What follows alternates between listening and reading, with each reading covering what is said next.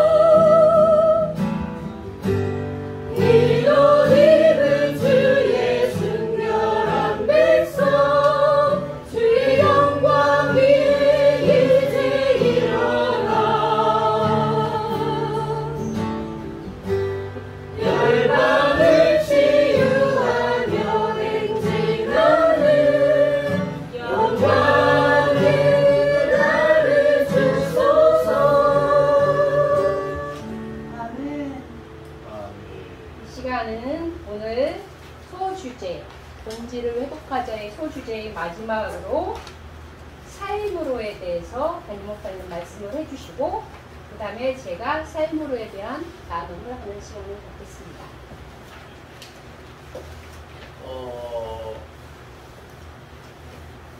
이스라엘 자매가 기도 한번 하고 시작하겠습니다. 하나님 감사합니다. 지금 이 시간 삶으로 하는 주제로 말씀 나눠주실 텐데 말씀 나눠주실 목사님 가운데 속에서 성령님 인도하여 주시고 우리 가운데 속에서도 성령 함께하여 주시옵소서. 마치는 오늘 모든 일정 가운데 속에서도 저희의 마음의 온전히 주께를 향하길 원합니다. 사랑이 나신 예수님의 이름으로 기도드렸습니다. 아멘. 10조 2조 10조 요한일서 3장 18절 큰 소리로 한번 읽어볼게요. 얘들아 우리가 말과 혀로만 사랑하지 말고 행함과 진실함으로 하자.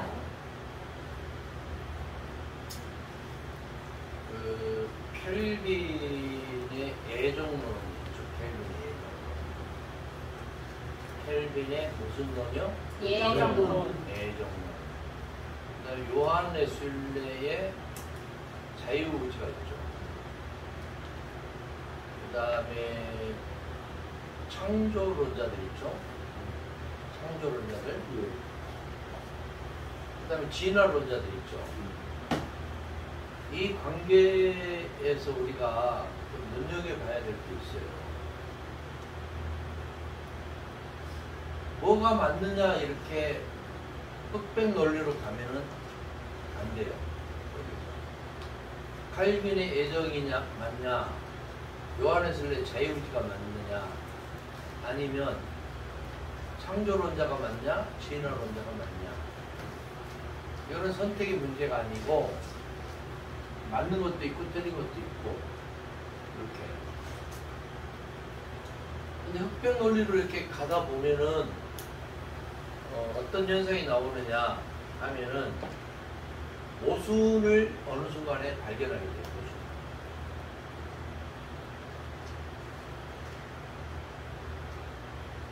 마찬가지예요. 믿음이냐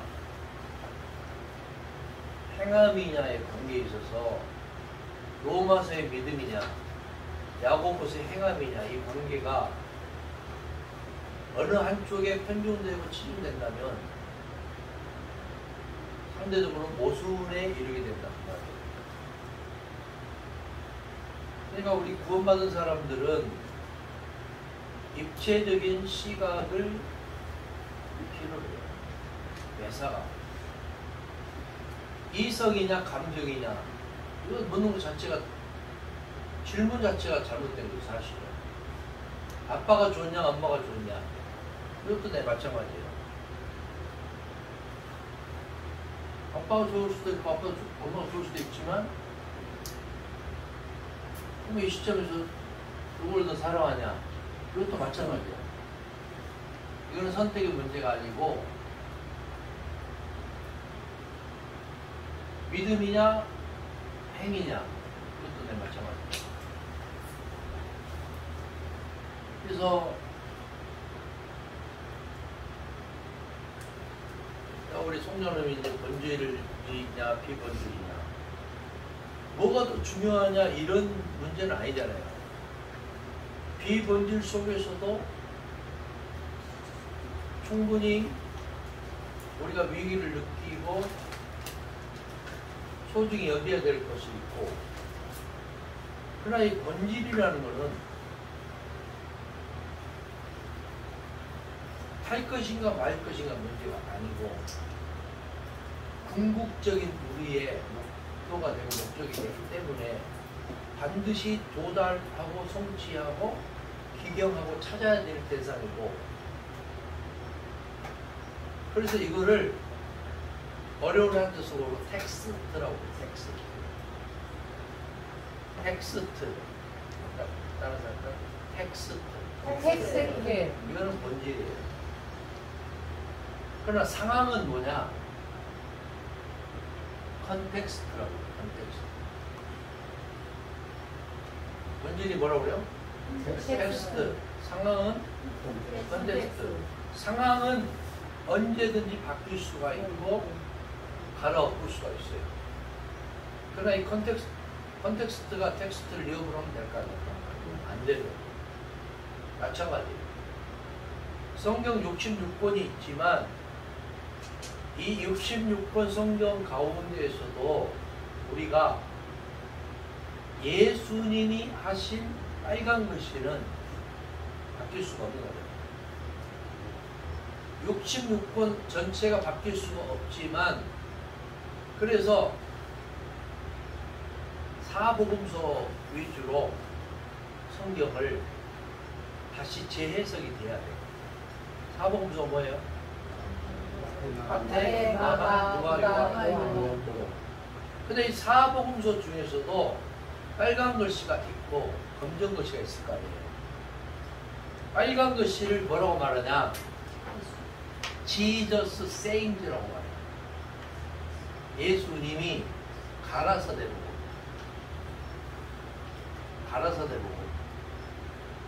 검정 글씨는 narrative gospels라고 말해요. 구현되고 설명되어진 부분.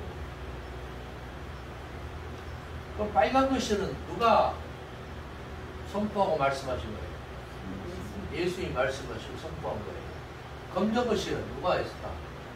예수님의 말씀을 덧붙여서 제자들이나 사도들이나 덧붙이고 구현 설명한 복음이에요. 그럼 상대적으로 빨간 글씨는 하나도 버릴 것이 없어요. 그러나 검정 글씨는 버릴 것은 없으나 잘못 표현되는 것이 있을까 없을까? 있어요. 그게 뭐냐? 빈무덤 사건이에요. 제가 첫째 날 신구약 성경에서 가장 큰 사건이 무슨 사건이다? 빈무덤 사건. 그걸 뭘 반증하는 거냐? 예수님이 십자가상에서 죽은 자 가운데서 다시 살아났다는 것을 반증하고 있는 거예요. 그러면 거기서 빈 무덤에 우리는 법정 증인주의를 채택을 해요. 그죠? 법정 증인주의를 채택을 하는데 흰 옷 입은 사람이나 젊은 청년이나 천사가 빈 무덤에 몇 명이 있었어요? 예? 그 중요한 빈 무덤에 흰 옷 입은 사람이나 젊은 청년이나 사자가 천사가 몇 명 있었어요? 한 명일까 두 명일까? 예? 두 명? 근데 다 맞아. 마태, 마가복음에는 각각이 두 명이었고 누가, 요한, 사도행전은 각각이 한 명이었어. 그럼 이거는 빨간 글씨예요? 검정 글씨예요? 검정 글씨. 내가 말하는 의도를 알겠죠? 네. 한 명이기도 하고 두 명이기도 해. 검정 글씨는 본질이 아니고 텍스트가 아니에요. 컨텍스트야. 그렇다면 한 명이기도 하고 두 명일 수도 있어. 보는 시각에 따라서. 그럼 내가 무슨 얘기를 하는 겁니까? 그러나 예수가 부활했다는 것은 무조건 빨간 글씨일 수밖에 없는 거예요. 이게 텍스트다. 본질이다. 검정 글씨는 언제든지 상황에 따라서, 환경에 따라서, 보는 시각에 따라서 다르게 표현될 수가 있어요. 그래서 성경을 보는 관점에 대해서 내가 전자에 뭐라고 말을 했느냐? 사실로, 팩트로 봐야 된다. 두 번째는 미닝으로, 의미로 봐야 된다. 세 번째는 더 중요한 것은 예수 그리스도의 복음적인 시각에서 재해석이 돼야 된다. 할렐루야. 아멘. 그 다음에 사울이라고 하는 바울이 교회를 잔멸하고 스데반을 죽이는 데 앞장서고 예수 얘기들을 잡아서 핍박을 했죠. 근데 이 사람이 다메섹 도상에서 누구를 만나요? 다메섹 도상에서 누구를 만나요? 사울아 사울아 어찌하여 네가 나를 핍박하느냐. 누구세요 누구세요? 그러니까 예수님이 뭐라고 말해요? 나는 네가 핍박하는 누구다? 예수다. 그러니까 여기서 예수를 육적으로 만납니까? 영적으로 만납니까? 영적으로 만나지. 이때에 사도행전 9장, 22장, 26장이 똑같은 사건이 3번에 걸쳐서 나오는데 9장에는 소리는 듣고 빛을 못 봤어. 반대로 22장에는 소리는 못 듣고 빛은 봤어. 거꾸로 얘기해요. 26장에는 소리도 듣고 빛도 봤어요. 우리나라는 법정 증인주의를 택해가지고 같이 있던 사람들이 각기 달라. 그러면은 증언으로서의 채택이 돼야 안 돼요? 안 되지. 그러면 결론적으로 사울이 예수를 다메섹 도상에서 영적으로 만나는 것이 허구일 가능성이 많은 거예요. 뭐에 의하면? 법정 증인주의에 의하면. 이게 내 얘기가 아니고 성경에 있는 얘기예요. 그러나 다르게 표현되었다고 해서 그 사실이 뒤집어질 수가 없는 거예요. 사울이라고 하는 바울이 예수를 영적으로 다메섹 도상에서 만난 것은 텍스트예요. 그러나 같이 있던 사람들이 소리를 듣거나 못 듣거나 빛을 보거나 못 듣거나는 다르게 표현될 수가 있다는 거예요. 이거는 컨텍스트다 그 말이에요. 할렐루야. 똑같아요. 로마서 10장 10절에서는 사람마다 마음으로 믿어 의에 이르고 입으로 시인하여 뭐에 이른다? 구원에 이른다. 요한복음 1장 12절 영접하는 자 곧 그 이름을 믿는 자들에게는 하나님이 자녀가 되는 권세를 주셨으니 라고 믿음에 대해서 얘기를 하면서 구원파가 그런다고 거 아니에요. 구원파는 한 번 거듭나고 한 번 믿으면은 그걸로 땡 끝. 그죠? 그래 안 그래요? 우리의 구원은 행위하고 상관없다고 얘기를 해요. 그래서 바울이 아브라함의 모리아산에서의 아들 이삭을 번제물로 드리는 믿음의 행위를 가지고 끌고 와요. 그죠? 바울이 믿음을 가지고 아들 이삭을 모리아산에서 번제물로 드렸다는 것을 가지고 끌고 온다니까. 그래서 믿음이다. 반면에 야고보 기자가 누굽니까? 예수님의 친동생 야고보 장로예요. 친동생. 뭐라고 말해요? 행함이 없는 믿음은 죽음이에요. 행위에 대해서 포커스가 맞죠. 그럼 이 두 양자 바울과 야고보가 충돌을 일으켜. 제가 오늘 새벽에 간단하게 언급을 했습니다만 베드로후서 3장에서는 베드로는 바울은 또 바울서신을 뭐라고 말하냐면은 네가 이방인과 같이 음식을 먹다가 베드로가 바울 일행이 오는 걸 보고 어떻게 했어요? 도망갔죠. 예? 도망갔잖아. 그러면 바울은 베드로를 어게인스트를 하고 있는 거야. 아니 상추 생각을 해봐요. 바울은 베드로 일행을 너희 뭐라고 베드로를 한 번도 사도라고 인정을 안 했어요. 바울서신에서 뭐라고 말해? 게바라고 말해. 게바가 뭐냐? 헤드스톤이야. 헤드스톤이 이필중 육사님 뜻이 뭐죠? 돌대가리. 속두. 이게 좋은 말이에요? 나쁜 비하 말이야? 나쁜 말이지. 바울은 베드로를 게바라고 말해. 돌대가리라고. 너희들만 사도냐? 나도 사도다. 그러면서 끌고 온 게 뭐냐? 고린도전서 9장 사건을 끌고 와.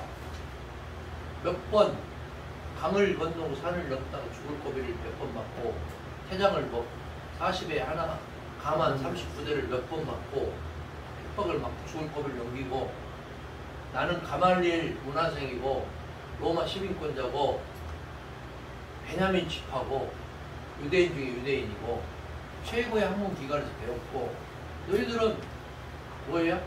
무식한 어부 출신 촌놈들 아니냐. 내가 너희들보다 못한 게 뭐냐? 이게 누구의 논리냐면 바울의 논리.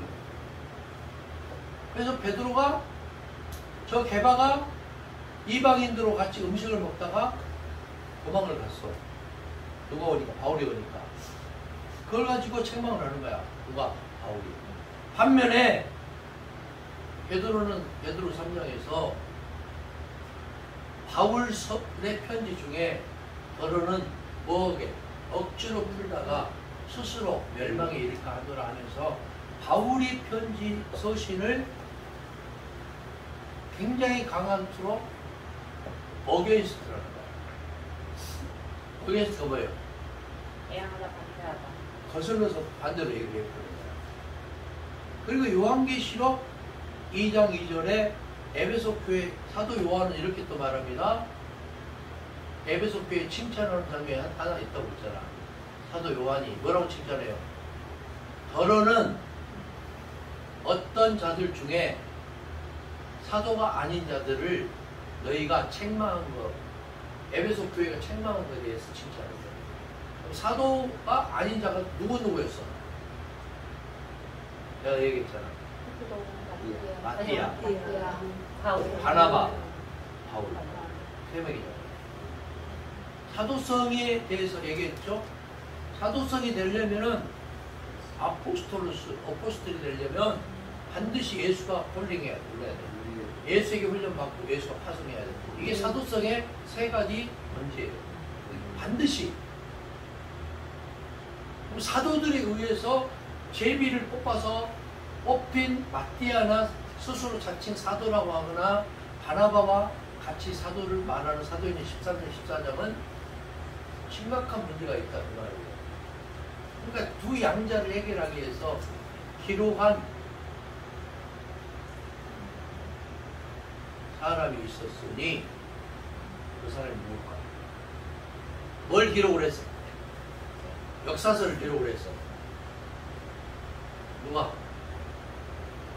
예루살렘 공동체를 중심으로 한 베드로 위주, 또 한편에는 안디옥 에베소 교회를 중심으로 한 바울의 공동체, 이 두 양자를 자꾸 접목을 하려고 보고 대구적으로 쓴 역사서가 있어. 그게 뭐예요? 사도행전.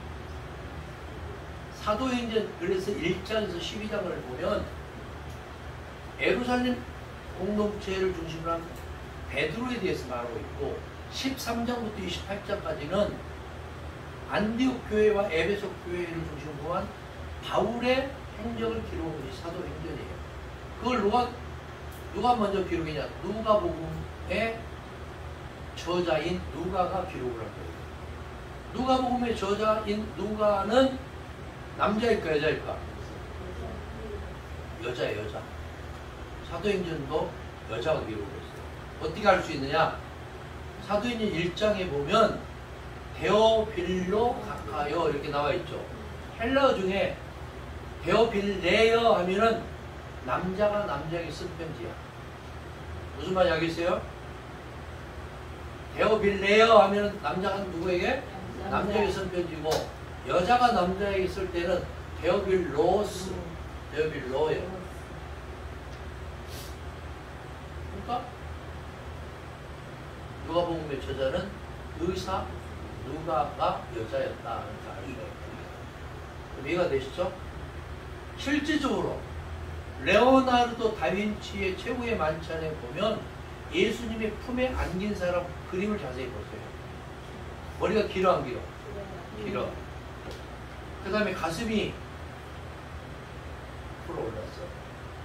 이것을 꼭 사실이라고 말할 수 없으나 그 행적에 기반해서 그림을 그린 거예요. 그럼 이해가 되시죠? 남자냐 여자냐 이게 중요하지는 않아. 예수님은 남녀 차별을 했을까 안 했을까? 안 했어요. 한 번도 안 했어요. 예수님의 주변에는 남자들이 많았을까, 여자들이 많았을까? 여자. 남자도 있었고 여자도 있었어요. 놀랬죠? 놀랬을걸? 그런데 네? 바울의 언어 중에 여자들은 교회에서 뭐 해라? 남자. 왜 잠잠해라 했을까? 여자를 무시하니까. 아니야. 그 당시의 문화를 보면 쉽게 이해가 돼. 인구 조사할 때 유대인들은 누구만 인구를 계산해? 남자 중에서 20살에서 50살 전쟁에 나가서 싸울 만한 사람들만 인구 조사를 해버려요. 출애굽도 60만이라는 얘기가 20살에서 50살에서 60살까지밖에 안 돼. 여자들은 교회에서 뭐 해라? 잠잠해라. 그 말이 무슨 말일까? 여자들이 왜 나대냐 그 말이잖아. 지금 생각하면 우리가 성질날 얘기지. 여기도 마찬가지야. 여자들 지금 엄청 나대잖아. 네? 바울은 철저히 로마 시민권, 그 다음에 귀족들, 지위가 있는 사람들, 주인 편이었어요. 성경 바울서시 보면 그래서 안 그래서 로마서 11장에서 13장도 마찬가지예요. 그 다음에 은근히 이스라엘 민족에 대해서 우월감을 갖고 있었어요. 그 다음에 유대교의 신천사라였어요. 예수를 단 한 번도 보혜사 성령이냐 하나님이라고 고백한 적이 없어요. 그리스도라고 말해요. 그러면 여기 잘 보세요. 그리스도가 인간이니까 신이니까? 박보사님, 그리스도가 인간이니까 신이니까? 인간이라고 해야죠. 왜? 이유 보세요. 그리스도라는 말은 크리스토스란 말이거든. 크리스토스. 이 말은 왕과 선지자와 제사장만 말할 때 크리스토스라고 말해. 크리스토스의 뜻은 뭐냐? 이거는 헬라어고 히브리어는 뭐냐? 메시아예요. 메시아. 기름 부음 받은 자. 기름 부음 받은 자는 왕과 선지자 제사장 뿐이야. 무슨 말인지 알겠죠? 그럼 그리스도는 메시아라는 말이고 기름 부음 받은 자는 얘기고 신성이 아니고 인성을 말합니다. 그러면은 예수가 그리스도라고만 얘기를 했다. 그 말은 주님이고 주님이라는 말은 무슨 말일까? 왕이라는 뜻도 있고 주인이라는 뜻도 있어요. 주님이고 그리스도란 말은 신성은 단 한 번도 말하고 있지 않다는 거지. 그럼 이해가 되죠? 이해가 되죠? 바울에게 있어서의 예수는 누구냐? 영지주의자를 생각하면 틀림없어요. 영지주의자가 뭐냐? 예? 그노시스야. 이게 굉장히 중요한 얘기, 그노시스. 그노시스가 뭐냐? 영지주의자라는 뜻인데, 이 사람들이 말하는 것은 도케티즘이에요.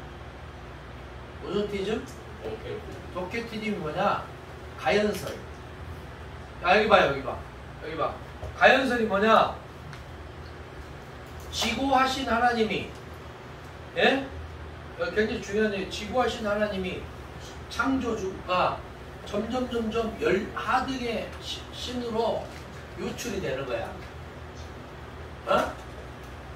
하등의 신으로 유출이 되다가 마지막 신과 인간 사이를 가교 역할을 하는 게 그리스도라고. 이게 영주주의자예요. 영주주의자는 인간을 육과 혼과 영으로 나눠져 있다고 말을 해요. 예? 됐어요. 인간을 육과 혼과 영으로 나눠져 있다고 말하는 게 영지주의자예요. 기도서에서는 이런 사람들 거짓 교사라고 합니다. 요즘으로 말하면 뭘까? 이단 사이비야. 그러니까 인간을 육 가운데 영으로 말하는 성경 구절이 있어요, 없어요? 있어. 데살로니가 전서나 히브리서 같은 경우에 그렇게 표현이 돼 있어. 실질적으로 서양 철학의 대부가 누구예요? 소크라테스. 소크라테스 제자가 누구야? 플라톤. 플라톤은 이원론자. 인간을 육과 혼으로 나눠진다. 소크라테스, 플라톤의 제자가 또 누구예요? 아리스토텔레스. 아리스토텔레스는 뭐라 말해? 인간은 육과 혼과 영으로 나눠진다. 이제 좀 이해가 되죠? 그런데 이 사람들이 우리 예수교 입장에 성경적으로 봐서는 이단 사입이었단 말이에요. 좀 이해가 되죠? 이해가 좀 안 될까요? 너무 어려운 얘기를 했거든요. 근데 이거를 모르고 성경을 읽을 수가 없어. 성경에 이런 내용이 많아. 그러나 제가 이 시간 마지막 결론을 하고 싶은 이유는 뭐냐? 믿음과 행위는 불가분의 관계가 있다. 필요 충분 조건을 가지고 있다. 뗄래야 뗄 수가 없다. 어느 한쪽만 가지고 말해서는 안 된다. 왜? 거듭나고 죄사함 받고 영생을 얻은 사람은 결국에는 삶 속에서 요한 1서에서는 3장에서 뭐라고 하느냐? 사랑과 의로 나타내야 돼. 예수 믿는 사람 뭐가 뭐로? 사랑과 의가 나타내야 돼. 그게 믿음 있는 사람이에요. 믿습니까? 따라서 우리의 삶 속에서 고백되어지는 신앙, 예수는 나의 하나님이고 성령이고 주님이고 구원자라고 고백하는 사건이 첫 번째 있어야 되고, 두 번째, 고백한 신앙 위에 하나님 나라의 복음적인 삶이 있어야 된다. 그게 뭐냐? 서로 사랑하고 용서하고 섬기고 편안을 이루는 삶이 있어야 된다. 이 두 양자가 절묘하게 입체적으로 신앙 고백과 삶이 나타나고 표현되어졌을 때 그런 사람을 거듭난 자, 중생을 입은 자, 영생을 얻은 자, 하나님의 시민권자라고 말할 수 있다. 그렇죠?